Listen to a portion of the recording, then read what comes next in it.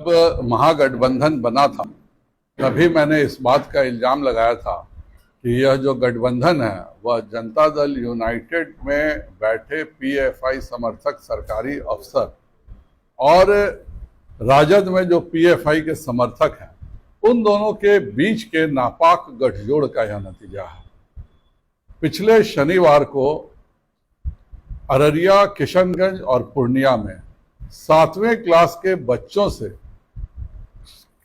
सरकारी जो half yearly exam होता उसमें प्रश्न पूछा जाता है कि चाइना में रहने वालों को अगर चाइनीज कहते हैं तो इंग्लैंड में रहने वालों को क्या कहते हैं, नेपाल में रहने वालों को क्या कहते हैं, कश्मीर में रहने वालों को क्या कहते हैं और भारत में रहने वालों को क्या कहते हैं। इस तरह का प्रश्न पूछना यह बताता है कि बिहार सरकार के अफसर पूरे तौर पर पीएफआई की गतिविधियों में संलिप्त है। यह प्रश्न केवल सीमांचल के ही बच्चों से पूछा जाता है। जो शर्जिल इमाम का एजेंडा है कि हम चिकन नेक को अगर पकड़ लेते हैं तो हम नॉर्थ ईस्ट को अलग कर देंगे, वहां के बच्चों में बिहार सरकार के अफसर अलगाववादी मानसिकता का पोषण कर रहे हैं। सबसे दुखद बात तो यह है कि यह प्रश्न 2017 में भी पूछा गया था और उस समय यह कहा गया कि जो भी इसका दोषी होगा उस पर कार्रवाई होगी। आज तक 2017 में इस प्रश्न के पूछे को सेट करने वाले अपराधी को गिरफ्तार नीतीश कुमार जी ने नहीं किया है, क्योंकि देश विरोधी गतिविधियां, खास करके जो भी गतिविधियां एक तरह से आतंकवाद का पोषण करती हैं, नीतीश कुमार जी के अफसर उनमें शामिल रहते हैं।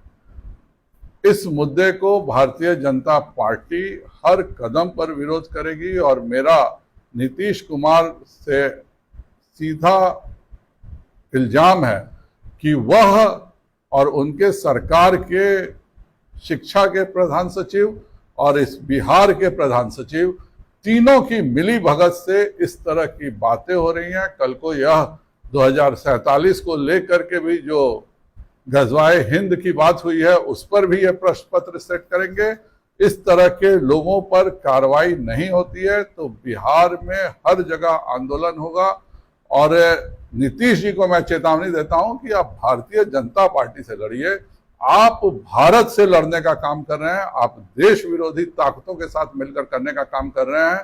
2017 में जो अपराधी थे, ना शिक्षा मंत्री ने उस समय कोई कार्रवाई किया, ना शिक्षा विभाग के प्रधान सचिव ने कार्रवाई किया और एक सोची समझी नीति के तहत आज जब महागठबंधन की सरकार बनी है तो पीएफआई के संरक्षण में 7वें क्लास का प्रश्न पत्र सेट कराया जा रहा है। इसके लिए हम बिहार में हर जगह युवा मोर्चा इसके खिलाफ आंदोलन करेगा। शिक्षा विभाग को मानना है